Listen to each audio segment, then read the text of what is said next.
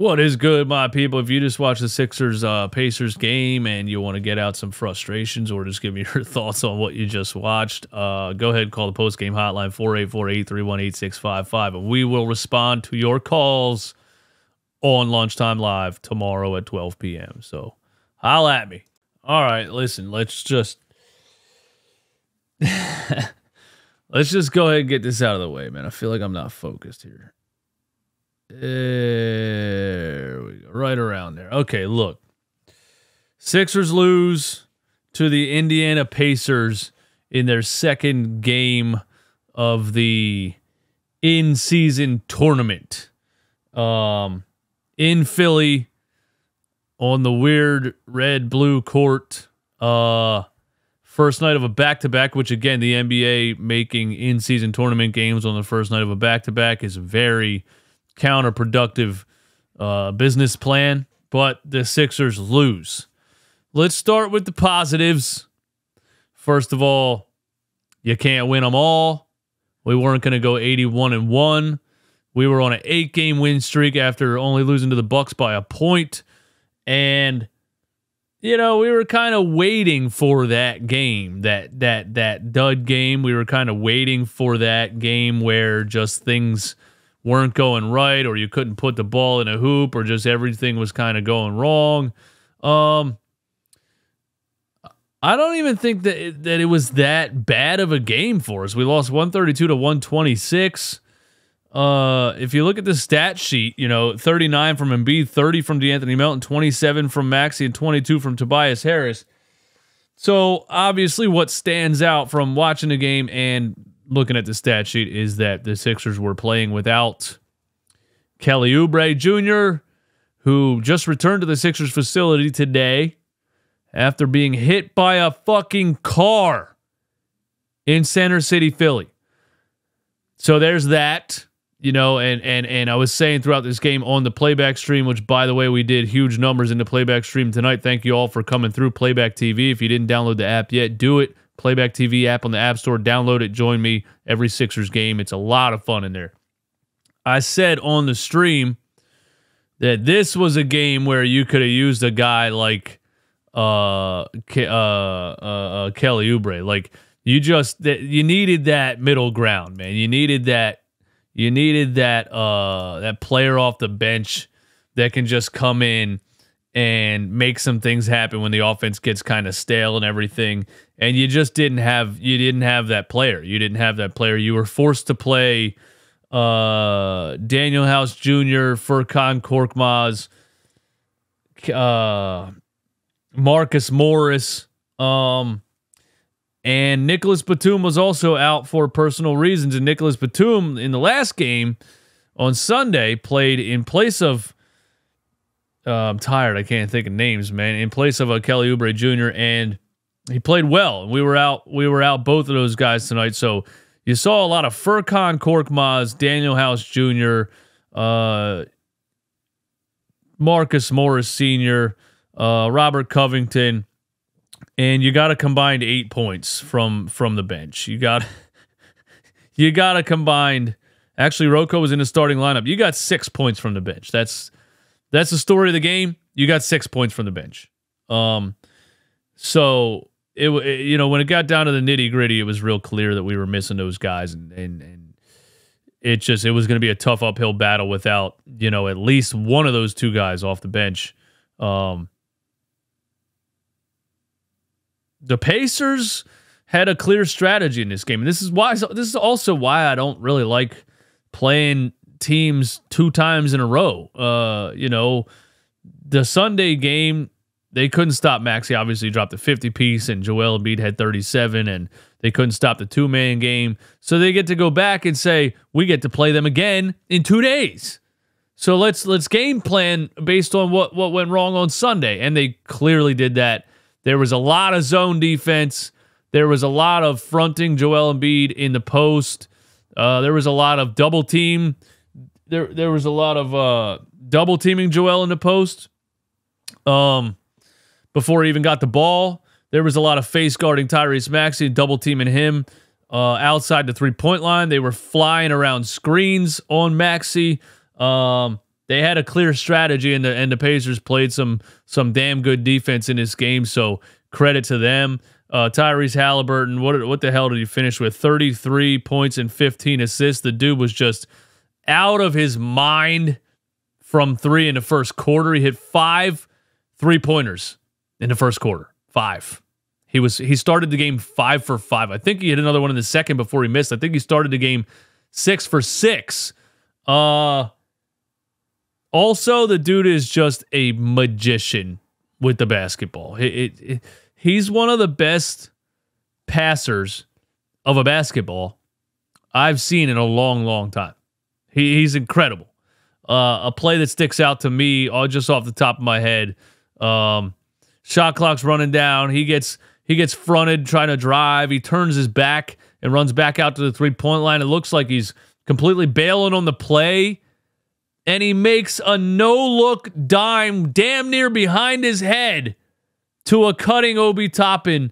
It's just like the kid made some incredible passes. They ran the same play a lot on the where Halliburton comes around the screen on the left side and Obi Toppin cuts baseline on the opposite side, and they beat us on that a bunch of times. We were getting beat back door. The Pacers are a good team, man, and being down those bench players for us, we had a tough time.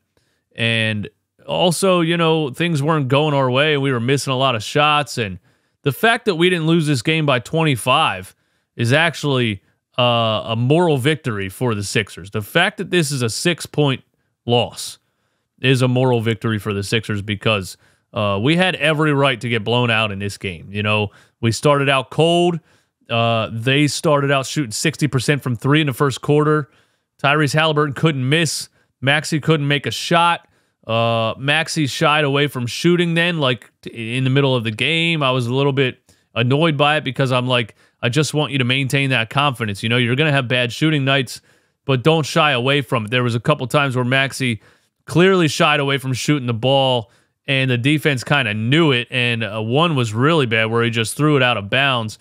There was another one where he had a wide open layup and kicked it to, I think, Patrick Beverly in the corner.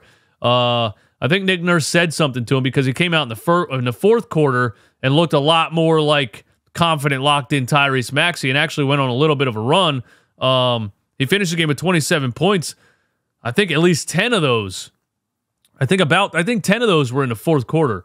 So a bad Tyrese Maxey game, 9 for 23, but I do want to say the fact that he put up 23 field goal attempts on a bad shooting night is what I like. Keep the confidence, keep shooting the ball, because you could be 0 for 20, you could still lead a team to victory in the fourth quarter. You know what I'm saying? So I love what he did in the fourth with the aggression, and he got it going a little bit in the fourth, but just not a night for Tyrese Maxey. We'll call it a 50-piece hangover. You know what I'm saying? DeAnthony Melton comes back alive, drops a 30-piece. Huge game for DeAnthony Melton. Started out hot, hit 2 threes in a row in the first quarter, and like I said, it's a make or miss game. We've been talking shit. People have been talking shit about DeAnthony Melton, because he's been bricking, right? And I said, hey, as soon as he gets that shot back and starts feeling it, we're gonna be right back to loving DeAnthony Melton. I still love DeAnthony Melton off the bench. I still think you can make an upgrade there at the shooting guard position. We'll see what they do. There's a couple of players, cough, cough, that just became available in the trade block. Joel Embiid in this game. Joel, we were having so much fun in the playback chat, man, because some of those plays at the end of the game were just comical. Man, he's just one of those players that if you give him enough time and you put the ball in his hands enough times throughout an NBA season, he's going to make some very stupid plays. And he just made some very, very boneheaded decisions and plays towards the end of this game. I just think I can't be mad about it. It's Joel Embiid. You got to love the guy. It's a regular season game. We just won 8 in a row. It is what it is. His effort wasn't there a lot of times in the game, but I didn't feel like he was out there jogging around not giving any effort. So I'm not like going to rant up here about him not trying, and it's the first night of a back-to-back. He was questionable, so the fact that he even played in this game is kind of a plus. You know, shout out to him for even, I guess, playing in the game because he's been load managed his whole career so far. Just off the top of my head, I mean, he got beat backdoor a couple of times. There was a play towards the end where he just didn't even play defense on Miles Turner and let him have a wide open layup. Turner was playing some pretty good defense on him for Miles Turner. He was frustrating him a lot. There was a sequence where Joel gets called for a charge, where Miles Turner takes a charge, which, by the way, just fraudulent defense for an NBA center to have to take a charge. That's a complete, you know, you've accepted the fact that you can't guard him, and now you have to try to take charges instead of defending the ball. But it is what it is. He got the charge call. I think the very next possession, Joel was like, fine, dude, I'll just fucking slam it. And he missed a dunk. He power dribbles right through Turner and tries to yam it on him and misses a dunk. Another play, he comes down and has a layup that just rolls around the rim and rolls out. But towards the end of the game was like, what the hell is he doing? There was a couple of bad turnovers. The one time he gets Turner under the rim and does like half a drop step, and instead of like turning all the way into a shot, he throws it behind his head. I